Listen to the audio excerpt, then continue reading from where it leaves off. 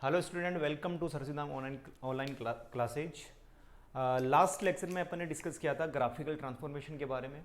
अपन ने हर एक टाइप के फंक्शंस के ग्राफ बनाने देखे थे और उन ग्राफ के अंदर अपन क्या क्या ऑपरेशन लगा सकते हैं वो सब ऑपरेशन लगा के अपन ने बहुत सारे ग्राफ बनाए थे। ठीक है, वो वाला पॉइंट अभी कंप्लीट हुआ। अपन नेक्स्ट पॉइंट स्टार्ट करते हैं, नंबर सिस्टम। देखो, नंबर सिस्टम जो है वो आपने 10th के अंदर भी पढ़ा है, लेकिन उसी चीज़ को अपन और थोड़ा आगे मॉडिफाई करके उसके ऊपर क्वेश्चन करने वाले हैं। नंबर सिस्टम, ठीक है। देखो, फर्स्ट इसमें अपन स्टार्ट करते हैं नेचुरल नंबर से। नेचुरल नंबर को अपन कैपिटल एन से रिप्रेजेंट करते हैं। एंड इसमें देखो कौन कौन से नंबर्स आएंगे, 1 2 3 4 अप टू इन्फिनिटी तक। ठीक है, अब देखो मैंने यहाँ पे करली ब्रैकेट के अंदर 1, 2, 3, अप टू इन्फिनिटी तक ये पॉइंट लिए हैं। इट मीन्स यहाँ पे 1 से लेके 2 के बीच में जो भी पॉइंट आएंगे वो पॉइंट इंक्लूड नहीं है। ठीक है, मतलब only 1, only 2, only 3 up to जो भी इंटीजर 1 से स्टार्ट करके आगे वाले जितने भी इंटीजर हैं अप टू इन्फिनिटी तक, वो सभी क्या आएंगे, नेचुरल नंबर के अंदर इंक्लूड होंगे। नेचुरल नंबर को अपन कैपिटल एन से रिप्रेजेंट करते हैं या फिर डिनोट करते हैं। Second, whole number.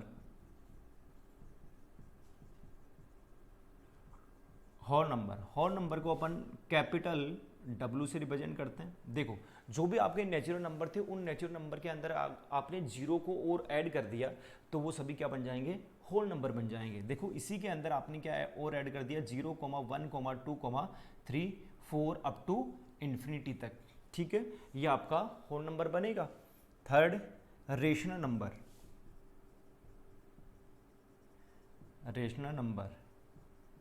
Rational number को अपन कैपिटल Q से रिप्रेजेंट करते हैं। और देखो, रेशनल नंबर कौन सा बनता है, P/Q। ऐसा इस टाइप का अगर कोई नंबर होगा P/Q टाइप का, उसको अपन रेशनल नंबर बनेंगे। लेकिन ये अभी तक रेशनल नंबर की डेफिनेशन नहीं हुई है। यहाँ पे आपको दो कंडीशन और लगानी पड़ेगी, Q not equals to 0 and P/Q belongs to I। P/Q, ये P एंड Q क्या आने चाहिए, इंटीजर होने चाहिए। देन देखो, जैसे मान लो मैंने एग्जांपल लिया 1/2, ये 1/2 किसका एग्जांपल बनेगा, रेशनल नंबर का एग्जांपल बनेगा। सेकेंड, 1/√2, अगर मैंने यहाँ पे 1/√2 ले लिया तो उस वाले केस में देखो ये P है वो इंटीजर बन रहा है। अगर यहाँ पे P की बात करें तो P बिलोंग्स टू I, लेकिन Q नॉट बिलोंग्स टू क्या आ रहा है, I आ रहा है। दोनों यहाँ पे क्या आने चाहिए, इंटीजर आने चाहिए। अगर दोनों इंटीजर बनेंगे तो उस वाले केस में इसको अपन क्या बोल सकते हैं, रेशनल नंबर बोल सकते हैं। तो ये 1/√2 एक रेशनल नंबर नहीं है। ठीक है, तो देखो अपन बात करें, अगर 2 मान लो, 2, ठीक है, आप बोलोगे सर ये तो 2 P/Q की फॉर्म में नहीं बन रहा, लेकिन उस वाली फॉर्म में अपन उसको चेंज तो कर ही सकते हैं। 2 को अपन 2/1 ऐसा लिख सकते हैं, 2 को अपन 2/1 ऐसा लिख सकते हैं। तो इक्वल्स टू, देखो ये आपका P/Q भी बन रहा है एंड यहाँ पे P की वैल्यू जो है, P and Q both are integer भी बन रहे हैं। ठीक है, तो अपन ये बोल देंगे कि 2 एक आपका रेशनल नंबर है। तो यहाँ से अपन ये भी आइडेंटिफाई कर सकते हैं कि सभी इंटीजर नंबर होंगे, सभी इंटीजर्स जो होंगे वो क्या होते हैं, रेशनल नंबर होते हैं। ठीक है, all integers are rational number.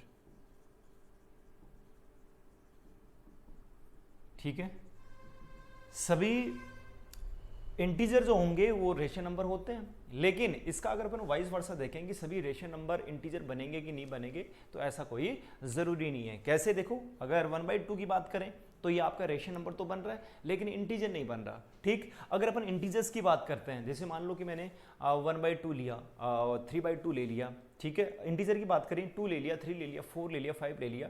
हर एक के नीचे अपन क्या लगा सकते हैं, 1 लगा सकते हैं। तो हर एक इंटीजर को अपन क्या बोल सकते हैं, रेशनल नंबर बोल सकते हैं। ठीक है, ये वाली बात क्लियर है सभी को। ये थर्ड टाइप। फोर्थ अपन देखते हैं, नेक्स्ट लिखो इर्रेशनल नंबर।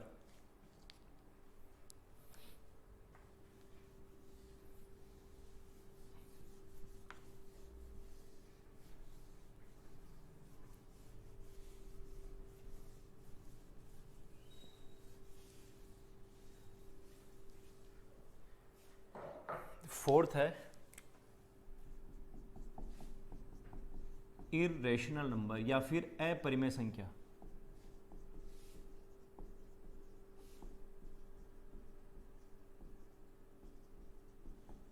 अपरिमेय संख्या, और इसको अपन क्यू बार से रिप्रेजेंट करते हैं। क्यू को अपन ने किससे रिप्रेजेंट किया था? रेशन नंबर से। अगर क्यू के ऊपर आपने बार लगा दिया तो वो आपका क्या बन जाएगा? इरेशन नंबर बनेगा। ठीक है, अब देखो इरेशन नंबर जो आती हैं, कोई भी टर्म होगी मान लो जिसमें रूट दे रखा होगा तो वो आपका क्या बनेगा? इरेशन बनेगा। और एक होता है नॉन टर्मिनेटिंग, जो आपके रेशन नंबर होते हैं उन सभी को भी अपन किस में इंक्लूड करते हैं?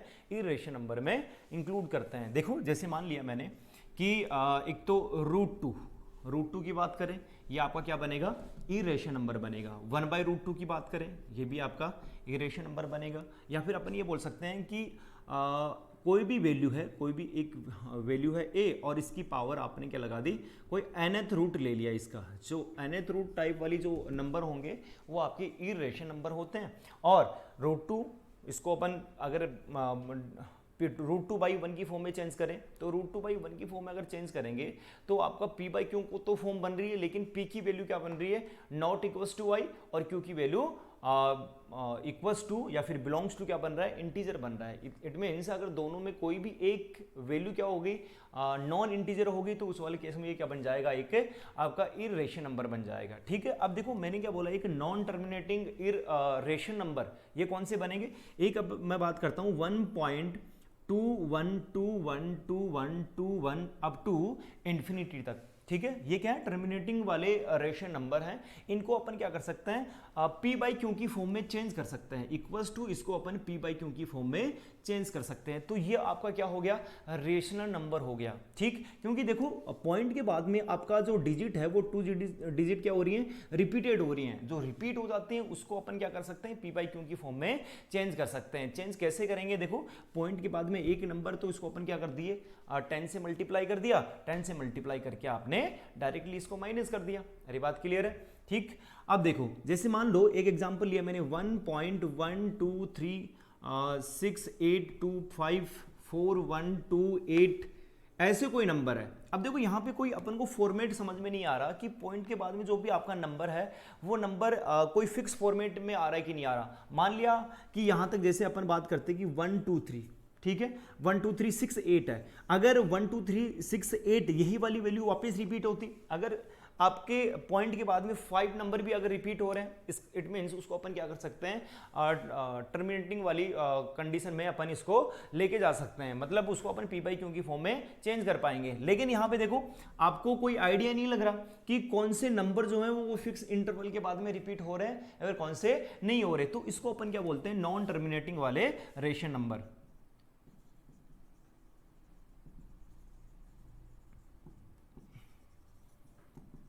ये वाली बात क्लियर है? ठीक, तो ऐसे नंबर को भी अपन क्या बोलेंगे? इरेशन नंबर की कैटेगरी के अंदर इंक्लूड करेंगे। अब देखो एक टर्म और आती है, जैसे आपने देखा होगा पाई। अगर अपन पाई की बात करते हैं तो पाई की वैल्यू एग्जैक्टली वैल्यू क्या होती है वैसे? 3.14 या फिर 22/7, ये पाई की वैल्यू हो गई। और अगर अपन ई की बात करें, ये आपका एक्सपोनेंशियल कोएफिशिएंट हो गया, इसकी वैल्यू क्या बनती है? 2.71। ठीक है, ये इसकी एग्जैक्टली वैल्यू बन जाएगी। अगर मैं आपसे पूछूं कि पाई क्या होता है, पाई जो होगा वो आपका एक इरेशन नंबर होता है। लेकिन पाई की वैल्यू की बात करता हूं आपसे, मैं डायरेक्टली यही पूछ लेता हूं कि 3.14 ये आपका रेशनल है या फिर इरेशनल है? तो अपन का आंसर आएगा कि 3.14 तो क्या होगा? रेशनल बनेगा। और अगर अपन पाई की ही बात करते हैं तो पाई आपका क्या बनेगा? इरेशनल बनेगा। ठीक है, ये इंपॉर्टेंट चीज है। तो अगर अपन बात करें कि पाई कॉमा ई, ये तो आपके क्या बनते हैं? इरेशनल, ये तो आपकी इरेशन नंबर बनते हैं। बट अगर पाई की वैल्यू की बात करें 22/7 या फिर 2.17, ठीक है, ये वाली जो वैल्यू होंगी इनको अपन क्या बोलते हैं? रेशनल नंबर बोलते हैं। ठीक है, अब देखो यहां से अपन ने क्या क्या बताया कि इरेशन नंबर कौन से या फिर कितने टाइप के हो सकते हैं। पहला केस तो कौन सा हुआ कि जिन भी नंबर का अपन रूट लेंगे, रूट का मतलब ऐसे कोई जरूरी नहीं कि उसकी पावर 1/2 आ रही है, उसके अंदर अपन पावर को nth टर्म्स की फॉर्म में भी चेंज कर सकते हैं। मान लीजिए 1/3 हो गया, 2/5 हो गया, 5/3 हो गया। अगर पावर उसकी क्या आ रही है, nth रूट की फॉर्म में आ रही है, तो उस वाले केस में अपन उसको क्या बोल सकते हैं, इरेशनल नंबर बोल देंगे। ठीक, 1/√2 एक तो ये रूट वाला टाइप हो गया। इसके बाद में सेकंड मैंने क्या बताया आपको, एक नॉन टर्मिनेटिंग जो आपके रेशन नंबर होते हैं वो भी किस में आएंगे, इरेशनल नंबर में आएंगे। देखो ये पॉइंट के बाद में जो भी आपका नंबर है उसका एक कोई फिक्स फॉर्मेट नहीं आ रहा। अगर फिक्स फॉर्मेट नहीं आ रहा तो उसको अपन ये आइडेंटिफाई नहीं कर सकते कि वो p/q की फॉर्म में चेंज हुआ कि नहीं होगा। तो ये भी आपका क्या बन रहा है, एक इरेशनल नंबर बनेगा। ये भी आपका इरेशनल नंबर बन रहा है। थर्ड अपन ने क्या देखा, पाई और ई, यही दो स्पेशल केस है। अगर पाई की बात करते हैं या फिर ई की बात करते हैं तो उस वाले केस में पाई और ई, इन दोनों को ही अपन इरेशनल नंबर की कैटेगरी में ऐड करेंगे। और अगर अपन इसकी वैल्यू की बात करते हैं, देखो जैसे अगर पाई की वैल्यू क्या हुई 3.14, 22/7, ई की वैल्यू होगी 2.71। वैल्यू तो इनकी क्या होती है, रेशनल। और अगर अपन पाई और ई की बात करेंगे तो वो आपकी क्या बन जाएंगे, इरेशनल नंबर बन जाएंगे। क्लियर है सभी को? ठीक है, चलो नेक्स्ट अपन देखते हैं रियल नंबर। नोट करो इसको, या फिर इसको अपन लिख भी सकते हैं definition, which are can not be expressed in the form of p/q। जिनको अपन p/q की फॉर्म में एक्सप्रेस नहीं कर सकते वो सभी नंबर क्या होंगे, इरेशनल नंबर बनेंगे। ठीक है, फोर्थ अपन देखते हैं रियल नंबर। ठीक है, देखो रियल नंबर कौन से होते हैं, वो सभी नंबर जिनको अपन क्या कर सकते हैं, रियल नंबर लाइन के ऊपर प्लॉट कर सकते हैं, उन सभी नंबर्स को अपन रियल नंबर बोलते हैं। ठीक है, अब देखो अगर अपन बात करें कि रेशनल नंबर रियल नंबर होंगे कि नहीं होंगे, बिल्कुल होंगे।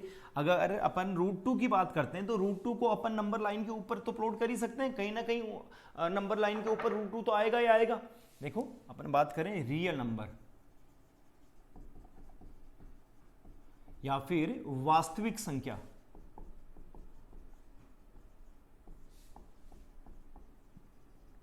वास्तविक संख्या, इसको अपन कैपिटल R से रिप्रेजेंट करते हैं। ठीक है, देखो बहुत सारे अपन ने जो डोमेन और रेंज वाले क्वेश्चन किए थे उसके अंदर अपन ने बहुत सारे फंक्शन का जो रेंज था वो भी आपने कैपिटल R बताया था, डोमेन था वो भी आपने कैपिटल R बताया था। वही वाला कैपिटल R ये वाला है। ठीक है, इस कैपिटल R का मतलब क्या था, ऑल रियल नंबर्स। और रियल नंबर्स मतलब -∞ टू +∞, या फिर बिलोंग्स टू -∞ टू ∞, ये भी तो बोल सकते हैं। ठीक, तो रियल नंबर्स को अपन क्या कर सकते हैं, नंबर लाइन के ऊपर प्लॉट कर सकते हैं, plot on number line system.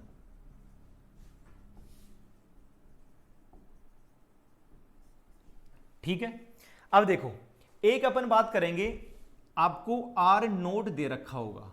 ठीक है, इस R नोट का मीनिंग क्या है, एक आपको दे रखा होगा R+, एक आपको दे रखा होगा R-। ये सभी क्या है, पॉजिटिव रियल नंबर। यहां पे अगर अपन बात करें R+ तो ये क्या बनेगा आपका, पॉजिटिव रियल नंबर। एक बनता है R-, इसको अपन क्या बोलेंगे, नेगेटिव रियल नंबर। ठीक है, देखो अगर अपन R- की बात करते हैं, R+ की बात करते हैं, R+ क्या बनेगा, ऑल पॉजिटिव रियल नंबर, मतलब जीरो उसमें इंक्लूड होगा कि नहीं होगा, जीरो इसमें इंक्लूड नहीं होगा। ठीक है, R+ है तो इसको अपन बोल देंगे 0 टू इन्फिनिटी। जीरो को आपने इंक्लूड नहीं किया है, इसके आगे वाले सभी वैल्यू जो आएंगी वो किसके अंदर इंक्लूड होंगी, R+ में। और अगर अपन बात करते हैं R- की, तो R- को अपन किससे रिप्रेजेंट करेंगे, -∞ टू 0। देखो मैंने यहां पे भी 0 के ऊपर क्या लगाया, ओपन इंटरवल लगाया है, यहां पे भी मैंने 0 के ऊपर ओपन लगाया है। इट मींस ऑल सभी रियल नंबर R+ और R- के अंदर आ गए, तो 0 तो लेफ्ट हो गया, क्योंकि 0 भी तो एक रियल नंबर है। तो 0 को अपन कौन सी कैटेगरी के अंदर ऐड करते हैं, वो आपका बनता है आर नोट। आर नोट का मतलब क्या हुआ, जीरो को इंक्लूड करके आगे वाले जो सभी रियल नंबर्स हैं वो आपके किस में आएंगे, आर नोट में आएंगे। मतलब अपन ये बोलेंगे 0 टू इन्फिनिटी। देखो इसमें और इसमें आर प्लस और आर नोट में डिफरेंस क्या है, आर प्लस वाले केस में आपने जीरो को इंक्लूड नहीं किया और आर नोट वाले केस में आपने जीरो को इंक्लूड किया है, ठीक है। क्योंकि बहुत सारे केसेस के अंदर देखो डायरेक्टली आपको ऑप्शन के अंदर नंबर सिस्टम का अगर यूज करवाना चाहेगा तो आपको जो आंसर दे रखा होगा वो आर प्लस आर माइनस या फिर आर नोट की फॉर्म में दे रखा होगा। तो बेसिकली आपको इनका मीनिंग समझ में आना चाहिए कि आर प्लस के अंदर कौन सा इंटरवल इंक्लूड होता है, आर माइनस में कौन सा इंटरवल इंक्लूड होता है और आर नोट के अंदर कौन सा इंटरवल बनेगा, ठीक है। अब देखो अगर अपन बात करें जैसे ऑल रियल नंबर्स के अंदर, मैं नंबर लाइन के ऊपर यहां पे प्लॉट कर देता हूं, ये आपका जीरो रहा होगा, ये तो क्या है जीरो। जीरो से आगे इस साइड में जाएंगे तो ये आपके पॉजिटिव रियल नंबर बन जाएंगे। क्लियर है सभी को। और अगर अपन लेफ्ट हैंड साइड में मूव करेंगे तो ये आपके क्या बन जाएंगे, नेगेटिव रियल नंबर। ये आपके नेगेटिव रियल नंबर हो गए। एंड जो ये जीरो है तो इस जीरो को अपन किस में इंक्लूड करते हैं, ये आपका नॉन नेगेटिव नंबर बनता है। इस जीरो को अपन क्या बोलते हैं, नॉन नेगेटिव, ठीक है। ये आपका नॉन नेगेटिव नंबर बनता है, ठीक है। चलो नोट करो इसको। नेक्स्ट अपन देखते हैं रियल नंबर के बाद में कॉम्प्लेक्स नंबर।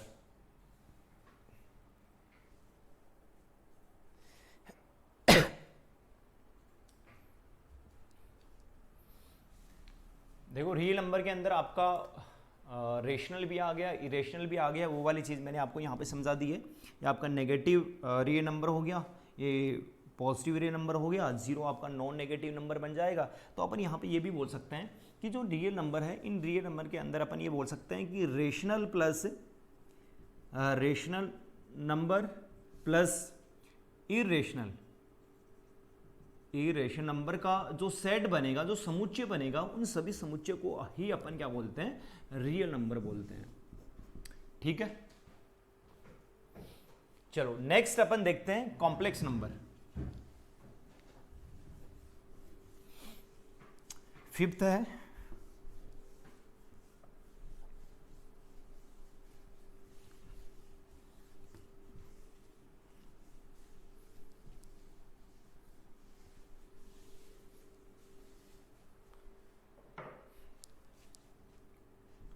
कॉम्प्लेक्स नंबर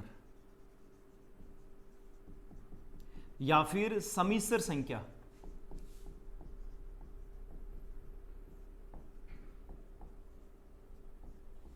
ठीक है, देखो कॉम्प्लेक्स नंबर को बहुत सारी बुक्स के अंदर कैपिटल जेड से भी रिप्रेजेंट करके दे रखा होगा और बहुत सारी बुक्स के अंदर कैपिटल सी भी आपको दे रखा होगा। वो किसके ऊपर डिपेंड करेगा, अगर आपको कॉम्प्लेक्स नंबर दे रखा है, अगर जेड से डिनोट कर रखा होगा तो उसको आइडेंटिफाई करके दे रखा होगा कि जेड जो है वो एक कॉम्प्लेक्स नंबर है। अगर सी की फॉर्म में दे रखा है तो सी एक कॉम्प्लेक्स नंबर है। तो उसमें आपको ज्यादा सोचने की जरूरत नहीं होगी कि सिर्फ अपन जेड को माने या फिर सी को माने, आपको पहले से आइडेंटिफाई करके दे रखा होगा। मैंने तो आपको इसलिए समझाया कि दोनों में से कुछ भी हो सकता है, तो वहां पे कंफ्यूज होने की जरूरत नहीं है आपको। कॉम्प्लेक्स नंबर समिश्र संख्या जो होगी और कॉम्प्लेक्स नंबर क्या बन जाएगा आपका, या तो जेड की फॉर्म में आएगा या फिर सी की फॉर्म में आएगा। समिश्र संख्या जो है वो अपन एक पूरा चैप्टर पढ़ने वाले हैं। ओनली मैं यहाँ पे ओनली ये बताना चाह रहा हूँ कि जो आपके नंबर्स हैं वो कितने टाइप के होते हैं, बाकी अपन एक पूरा चैप्टर पढ़ेंगे इसके ऊपर। देखो जेड जो है कॉम्प्लेक्स नंबर, उसको अपन एक्स प्लस आयोटा वाई, इसको अपन एक्स जेड को x प्लस आयोटा वाई की फॉर्म में रिप्रेजेंट करते हैं, जहां पे x जो बनेगा वो इसका एक रियल पार्ट बनता है, या फिर अपन इसको मैथमेटिकली रिप्रेजेंट करें तो रियल पार्ट ऑफ z, ऐसा भी बोल सकते हैं। तो real part of z equals to क्या बन जाएगा, x। एंड जो आपका y है, इस y को अपन क्या बोलते हैं, इमेजिनरी या फिर काल्पनिक part of imaginary part of z। तो इसको देखो, इसको अपन क्या बोलेंगे, imaginary part of, imaginary part को अपन आई एम जी से रिप्रेजेंट करते हैं। इमेजिनरी पार्ट ऑफ जेड ये इक्वल्स टू आपका क्या बन जाएगा, वाई बन जाएगा। देखो जो आयोटा है वो, उस आयोटा को ही अपन क्या बोलते हैं, इमेजिनरी कोफिशिएंट बोलते हैं। ये वाली बात समझ में आ गई। और जो आयोटा है उसकी वैल्यू क्या बनती है, रूट ऑफ -1 बनती है। ये वाली बात क्लियर है सभी को, ठीक। अब देखो यहां से आयोटा इक्वल टू क्या बन गया, रूट ऑफ -1 बन जाएगा। अब देखो आयोटा अगर अपन यहां पे पढ़ ही लिए हैं अपन ने, तो उस चीज के बारे में मैं आपको बताता हूं कि आयोटा कहां से आया है, कैसे बना है, वो चीज भी अपन देखेंगे एक बार यहां से।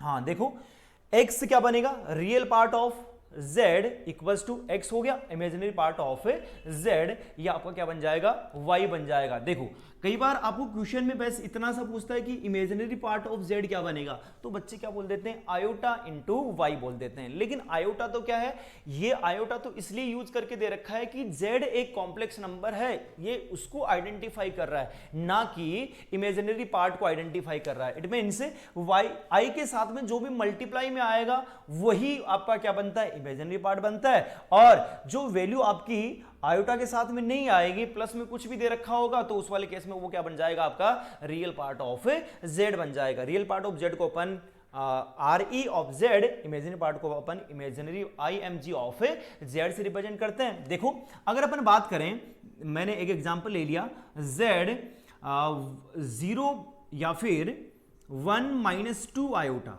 ये आपका क्या है, एक कॉम्प्लेक्स नंबर है, तो यहां से 1 - 2 iota real part of z की अगर अपन बात करते हैं तो ये आपका 1 बन जाएगा। और अगर अपन इमेजिनरी पार्ट ऑफ z की बात करते हैं तो आयोटा के मल्टीपल में जो भी टर्म आती है वो आपकी क्या बन जाएगी, इमेजिनरी पार्ट ऑफ z बन जाएगा। तो यहां से देखो इसकी वैल्यू क्या बन गई, -2 बन जाएगा, ठीक है। अब देखो अगर अपन बात करें z = 1, अगर मैं आपसे ये पूछता हूं कि z = 1 ये एक कॉम्प्लेक्स नंबर है कि नहीं है, z एक ये आपका कॉम्प्लेक्स नंबर है कि नहीं है, ठीक है। बहुत सारे बच्चे कंफ्यूज होंगे, सबसे पहला आंसर ये आएगा कि सर नहीं है। लेकिन देखो ये आपको देखने से नहीं लग रहा कि ये कॉम्प्लेक्स नंबर नहीं है, लेकिन इस वाली टर्म को, इस 1 को अपन कॉम्प्लेक्स नंबर की फॉर्म में एक बार चेंज करके तो देखें कि ये बन रहा है कि नहीं बन रहा। तो देखो मैंने यहां से क्या लिखा, z = 1 + 0 इंटू आयोटा। देखो कंपेयर करो, ये आपका क्या बन रहा है, x + आयोटा इंटू वाई। इस वाली फॉर्म में अपन इसको चेंज कर दे रहे हैं, या फिर चेंज कर सकते हैं अपन। तो यहां से आयोटा का जो मल्टीपल आ रहा है वो 0 बन गया होगा। इट मींस यहां से अगर अपन रियल पार्ट ऑफ z की बात करते हैं तो वो तो आपका 1 बन जाएगा, और अगर अपन इमेजिनरी पार्ट ऑफ z की बात करते हैं तो वो आपका क्या बन जाएगा, 0 बन जाएगा, ठीक है। अब देखो यहां से आपको ये चीज भी क्लियर हो गई है कि ये आपका 1 है वो एक इंटीजर नंबर है, ये आपका एक इंटीजर नंबर है, ठीक है 1।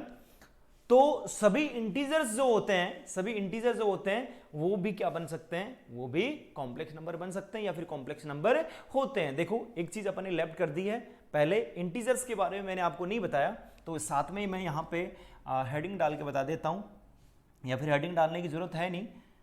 Integers,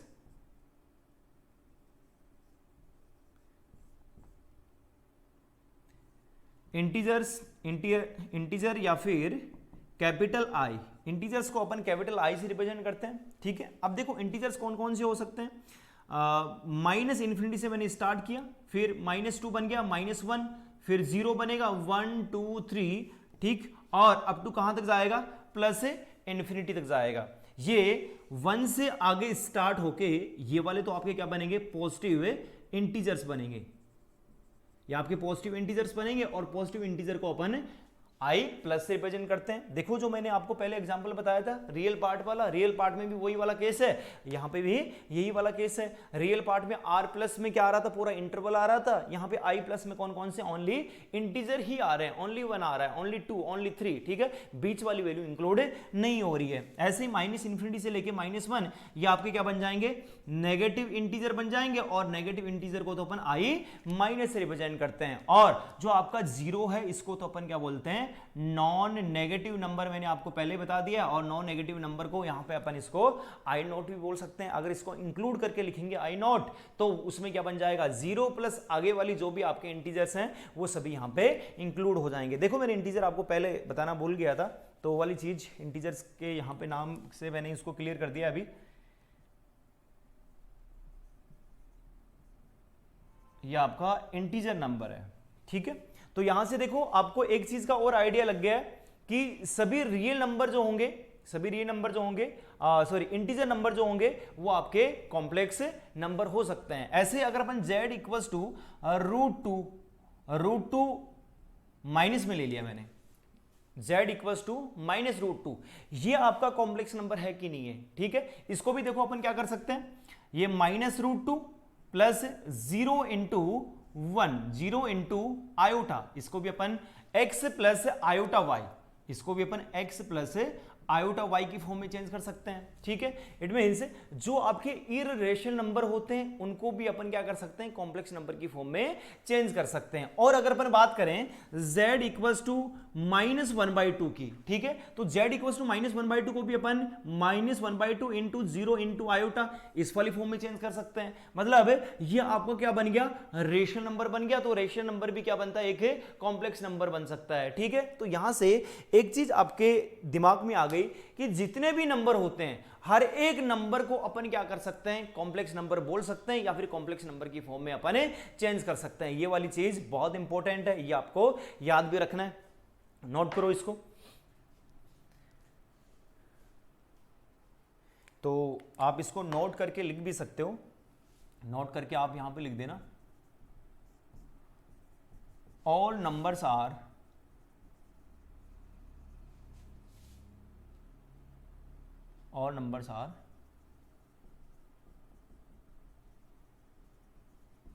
complex numbers. सभी नंबर्स क्या होते हैं, कॉम्प्लेक्स नंबर ही होते हैं। चाहे आप रियल नंबर की बात करो, इंटीजर की बात करो, रेशनल नंबर की बात करो, इरेशनल नंबर की बात करो, ठीक, हर एक नंबर को अपन कॉम्प्लेक्स नंबर की फॉर्म में चेंज कर सकते हैं। हाँ, अब देखो यहां से आपके पास में एक तो आयोटा आ गया। इस आयोटा के बारे में अपन थोड़ा बहुत और देखते हैं, क्योंकि बेसिक के अंदर भी आपको डीपीपी के अंदर कुछ क्वेश्चन ऐसे मिल सकते हैं जहां पे आयोटा डाल रखा होगा।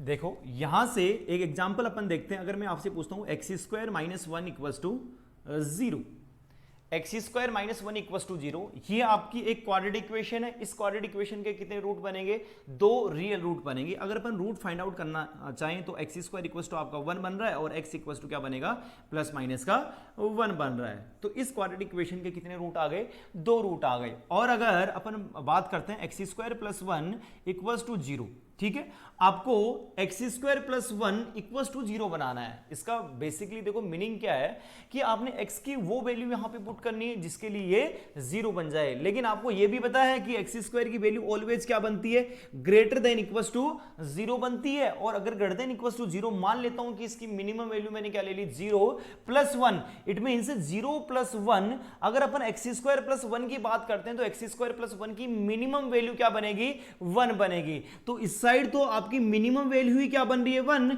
और इधर ये बोलना चाह रहा है कि इसको 0 के इक्वल करना है। इट मींस ये तो कभी भी पॉसिबल नहीं है। इट मींस यहां पे x की कोई भी रियल वैल्यू ऐसी एग्जिस्ट नहीं करेगी जो इस इक्वेशन को सेटिस्फाई कर रही है। अरे अगर रियल वैल्यू नहीं है, इट मींस कोई ना कोई इमेजिनरी वैल्यू उसको सेटिस्फाई कर रही होगी। तो मैं यहां से क्या करता हूं, इस इक्वेशन के सॉल्यूशन तो निकालता हूं, लेकिन यहां से ये दोनों सॉल्यूशन क्या बन रहे होंगे, दोनों सॉल्यूशन इसके इमेजिनरी बन रहे होंगे। तो यहां से x इक्वल्स टू क्या बन गया, प्लस माइनस का रूट ऑफ -1, ठीक है। अब देखो इन्होंने क्या किया, रूट ऑफ -1, ये कोई रियल वैल्यू नहीं होती, लेकिन इस वैल्यू को अपन आगे पढ़ने के लिए या फिर ये होता क्या है, इसको सिंपल फॉर्म में पढ़ने के लिए इन्होंने क्या बोल दिया कि आयोटा जो है वो -1 के इक्वल है, ठीक है। रूट ऑफ -1 जहां पे भी आ जाएगा उसको अपन आयोटा की फॉर्म में पढ़ना स्टार्ट कर देंगे। तो x इक्वल्स टू क्या बनेगा, प्लस माइनस का आयोटा बन जाएगा।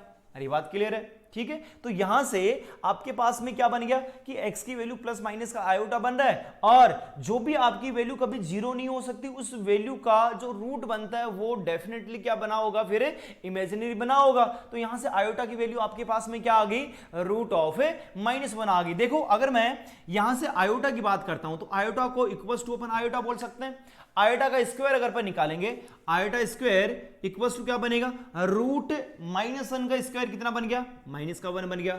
आयोटा क्यूब क्या बनेगा, आयोटा क्यूब करेंगे, देखो इट मींस ये ऐसा बना होगा, आयोटा स्क्वायर इंटू आयोटा, -1 को आपने आयोटा से मल्टीप्लाई किया तो ये आपका माइनस आयोटा बन गया होगा। देखो अगर अपन आयोटा की पावर 4 निकालते हैं तो ये आयोटा की पावर 3 इंटू आयोटा बन गया होगा। तो देखो ये आयोटा क्यूब की वैल्यू क्या बन गई, माइनस का आयोटा, और ये आयोटा पहले से है तो माइनस का आयोटा स्क्वायर, और आयोटा स्क्वायर की वैल्यू तो क्या है -1, तो -1 इंटू -1 आपका वापस क्या बन जाएगा, +1 बन जाएगा। ठीक है, अब देखो एक दो पावर्स और निकालते हैं, वहां से आपको एक रिजल्ट सामने आएगा। ठीक है, वो चीज अपन यहां से क्लियर करते हैं। अगर मैं आयोटा की पावर 5 निकालता हूं तो ये आपका क्या बनेगा, आयोटा की पावर 4 इंटू आयोटा क्या बन गया, ये आयोटा बन जाएगा। आयोटा की पावर 4 क्या बनेगा, 1।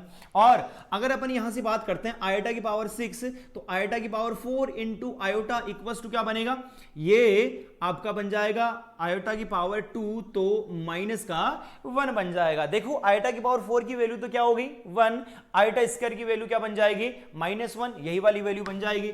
आयोटा की पावर ये 7 इक्वल्स टू क्या बनेगा, आयोटा की पावर 4 इंटू आयोटा की पावर 3 इक्वल्स टू क्या बनेगा, ये माइनस का आयोटा बन गया। आयोटा की पावर 8 इक्वल्स टू क्या बनेगा, आयोटा की पावर 4 इंटू आयोटा की पावर 4 इक्वल्स टू ये आपका +1 बन जाएगा। देखो यहां से 2-3 रिजल्ट जो हैं वो आपके सामने आ रहे हैं। पहला तो क्या, अगर मैं इनकी कॉन्टिन्यूस जो पावर है उन सभी पावर्स को, अगर पावर्स वाली वैल्यूज को अगर मैं ऐड करता हूं तो देखो क्या रिजल्ट आपके सामने आ रहा है। यहां से अगर मैं आयोटा स्क्वायर आयोटा की पावर 3 प्लस आयोटा की पावर 4, ठीक है, इन पावर्स की वैल्यू को ऐड करो, देखो क्या बन रहा है, ये iota -1 minus iota +1 cancel out हो गया तो इक्वल्स टू क्या बन रहा है, 0 बन रहा है। ऐसे ही अगर अपन आगे वाली 4 वैल्यूज का एक साथ में समेशन निकालेंगे, आयोटा की पावर 5, आयोटा की पावर 6, आयोटा की पावर 7, आयोटा की पावर 8 इक्वल्स टू क्या बन रहा है, देखो ये आपका iota -1 minus iota +1 equals to ये भी तो 0 बन रहा है। तो यहां से एक रिजल्ट और आपके सामने आ गया कि आयोटा की जो 4 कॉन्सेक्यूटिव पावर्स जो आते हैं उनका समेशन ऑलवेज क्या बनता है, 0 बनता है। बहुत सारे बच्चों के दिमाग में ये भी आ रहा होगा कि सर आपने स्टार्टिंग वाली 4 ले ली फिर आगे वाली 4 ले ली, ठीक है, उसका कोई फर्क नहीं पड़ेगा। अगर मैं यहां से 2 ले लेता हूं, यहां से 2 पावर मैंने यहां से ली और 2 पावर ही मैंने यहां से ले ली। देखो अगर अपन बात करें आयोटा की पावर 3, आयोटा की पावर 4, आयोटा की पावर 5, आयोटा की पावर 6 इक्वल्स टू ये भी आपका क्या बनेगा, माइनस का आयोटा +1 प्लस आयोटा और -1 इक्वल्स टू 0। बस आपको तो इतना याद रखना है कि आयोटा की जो 4 कॉन्सेक्यूटिव पावर्स जो आते हैं उन पावर्स का समेशन ऑलवेज क्या बनता है, 0 बनता है। इसको अगर अपन जनरलाइज फॉर्म में लिखें तो देखो इसको अपन ऐसा लिख सकते हैं, क्या, आयोटा की पावर 4n प्लस आयोटा की power 4n plus 1 plus iota की power 4n plus 2 plus iota की power 4n plus 3 equals to ये 0। ठीक है, ये वाली वैल्यू ही क्या, ये वाली जो कंडीशन है वो ऑलवेज सेटिस्फाई होती है। क्या लिखा मैंने, आयोटा की पावर 4n प्लस आयोटा की power 4n plus 1 4 plus 1 iota की power 4n plus 2 plus iota की पावर 4n प्लस 3, ये वाली वैल्यू ऑलवेज क्या बनेगी, ये ऑलवेज 0 बनेगी। ठीक है, ये वाली वैल्यू ऑलवेज 0 बन जाएगी। अब यहां से देखो बहुत सारे बच्चों के दिमाग में ये भी आ रहा होगा सर यहाँ पे 4n यूज क्यों किया, 2n भी तो हो सकता था। उस वाली चीज को मैं और यहां पे क्लियर करता हूं। देखो अगर मैं आयोटा की पावर 5 की बात करता हूं, आयोटा की पावर 5 कैसे बना होगा, आयोटा की power 4 into iota, it means यहां पे आपने क्या किया होगा, देखो मैं इसको 5 को 4 से डिवाइड करता हूं, 5 को 4 से डिवाइड करने से रिमाइंडर क्या आ रहा है, 1 आ रहा है। जो भी आपका रिमाइंडर आएगा उसको आयोटा की पावर में लगा दो। देखो 5 से डिवाइड करूंगा, रिमाइंडर क्या आएगा 1, आयोटा की पावर में 1। आयोटा की पावर 6 4 से डिवाइड करो, रिमाइंडर क्या आएगा 2, आयोटा की पावर में लगा दो। आयोटा की पावर 2 और आयोटा की पावर 2 की वैल्यू क्या होती है, -1। आयोटा की power 7 divide by 4, remainder 3, iota की पावर 3 माइनस आयोटा। क्लियर है सभी को। आयोटा की पावर 8, इसको अपन क्या लिख सकते हैं, आयोटा की पावर 4 इंटू आयोटा की पावर 4।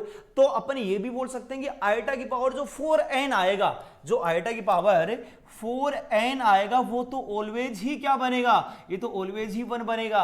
अगर आयोटा की पावर 4 का मल्टीपल आ रहा है तो ऑलवेज उसकी वैल्यू क्या बनती है, 1 ही बनती है। देखो अगर मैं बात करूं आपसे, आयोटा की पावर 32 4 से डिवाइड हो रहा है कंप्लीटली, ऑलवेज क्या बनेगा, 1 बनेगा। आयोटा की पावर 48 ऑलवेज वैल्यू क्या बनेगी, 1 बनेगी। आयोटा की पावर 64 क्या बनेगा, ऑलवेज वैल्यू उसकी 1 ही बनेगी। ठीक है, अब देखो अगर यहीं से अगर मैं और एक दो पावर और आपसे पूछता हूं, आईटा की पावर 103, आईटा की पावर 103 की वैल्यू क्या बनेगी?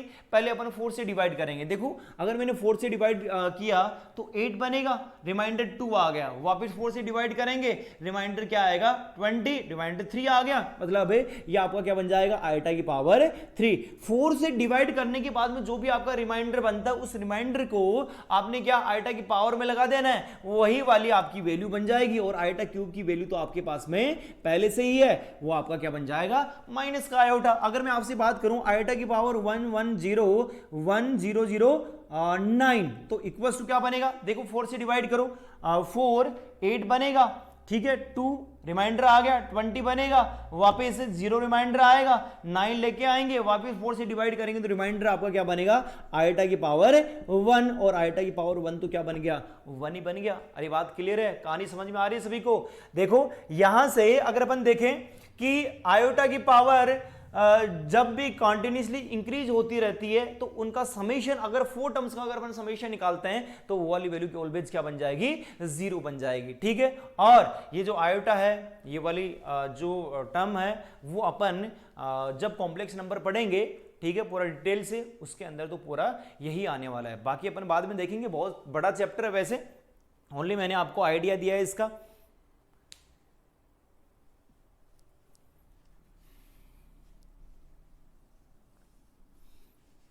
ठीक है, देखो अपन एक चीज और अपन यहां पे बोल सकते हैं कि जो आपके नेचुरल नंबर होते हैं वो सबसेट होते हैं होल नंबर के। नेचुरल नंबर सबसेट होते हैं होल नंबर के, होल नंबर सबसेट होते हैं रेशनल नंबर के। ठीक है, या फिर अपन बोल दें कि इंटीजर्स के। ठीक है, इंटीजर सबसेट होते हैं रेशनल नंबर के, और रेशनल नंबर सबसेट होते हैं रियल नंबर के, और रियल नंबर सबसेट होते हैं कॉम्प्लेक्स नंबर के या फिर जेड। ये जो उल्टा सी आता है इसको अपन बोलते हैं सबसेट।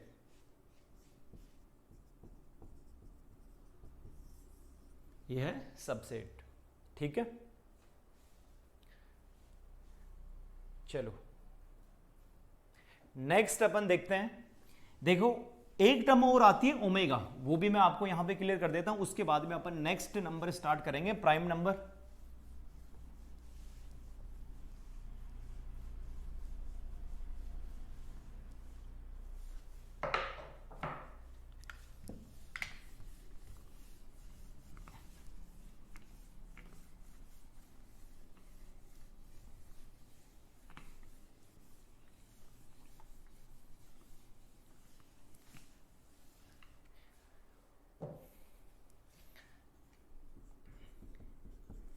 एक टर्म और आती है omega and omega square.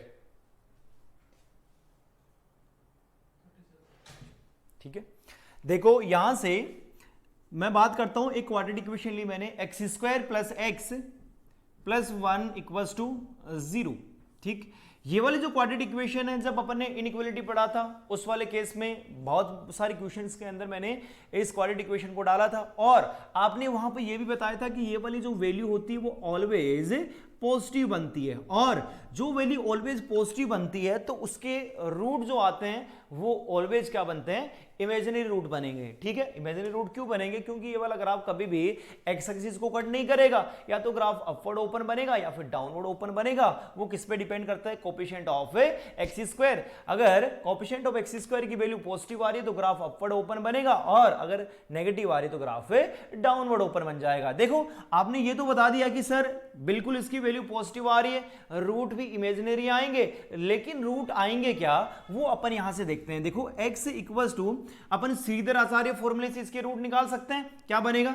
-1 plus minus root of B square, मतलब आपका 1 का स्क्वायर, बी स्क्वायर माइनस का 4ac, ठीक, डिवाइड बाय ये आपका क्या बन जाएगा? 2 बन जाएगा। देखो यहां से ये बन रहा है -1 प्लस माइनस, ये आपका क्या बनेगा? रूट ऑफ, देखो 1 माइनस 4 क्या बन जाएगा? माइनस का 3 बन जाएगा, और डिवाइड बाय 2। माइनस रूट 3 को अपन ऐसा भी लिख सकते हैं, माइनस का 1 plus minus root of -1 into 3, देखो -3 को मैं -1 इंटू 3 ऐसा लिख सकता हूं। ऐसा लिखने का रीजन क्या है वो भी आपको यहां से क्लियर होगा। देखो ये इक्वल्स टू -1 प्लस माइनस, इस रूट को मैं अलग अलग भी तो लगा सकता हूं। ये आपका रूट -1 बन गया होगा इंटू रूट ये 3 डिवाइड बाई 2 ऐसे बन गया होगा।